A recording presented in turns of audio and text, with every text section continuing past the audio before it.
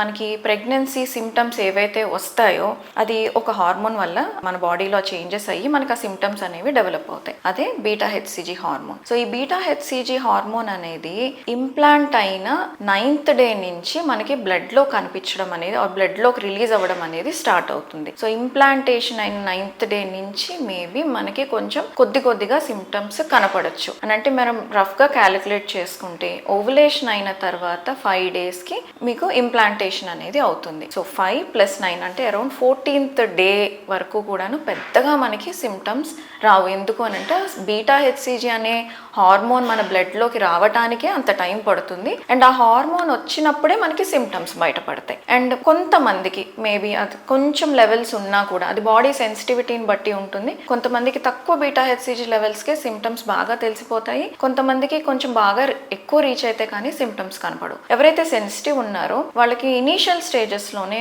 కొంచెం వీక్నెస్ అనిపించడము, కొద్దిగా breast tenderness ఉండటము, కొంత నాసియా అనిపించటము, అండ్ కొంతమందికి కొన్ని పర్టికులర్ ఫుడ్ ఐటమ్స్ వల్ల కానివ్వండి, కొన్ని స్మెల్స్ కానివ్వండి పడకపోవటం అనేది ఉండొచ్చు. కానీ ఇందులో ఒక చిన్న ట్రికీ ఇష్యూ ఉంది. ఈ సిమ్టమ్స్ అన్ని కూడా ఒక్కొక్కసారి ప్రీ మెన్స్ట్రువల్ సిండ్రోమ్ కూడా కావచ్చు. అంటే పీరియడ్ వచ్చే ముందు వచ్చే సిమ్టమ్స్ కూడా అయి ఉండొచ్చు. సో చాలా మంది ఈ సిమ్టమ్స్ ని ప్రెగ్నెన్సీ ఏమో అని అనుకుంటూ ఉంటారు. తర్వాత పీరియడ్ రాగానే డిసప్పాయింట్ అవుతారు. సో మరి ఏం చేయాలి అని అంటే ఏమీ చేయకండి, పీస్ఫుల్గా ఉండండి, పాజిటివ్ యాటిట్యూడ్ తోటి ఉండండి, ఇంకాస్త వెయిట్ చేయండి, వెయిట్ చేసి టెస్ట్ చేసుకోండి. అంతకంటే మనం చేసేది ఏమీ లేదు.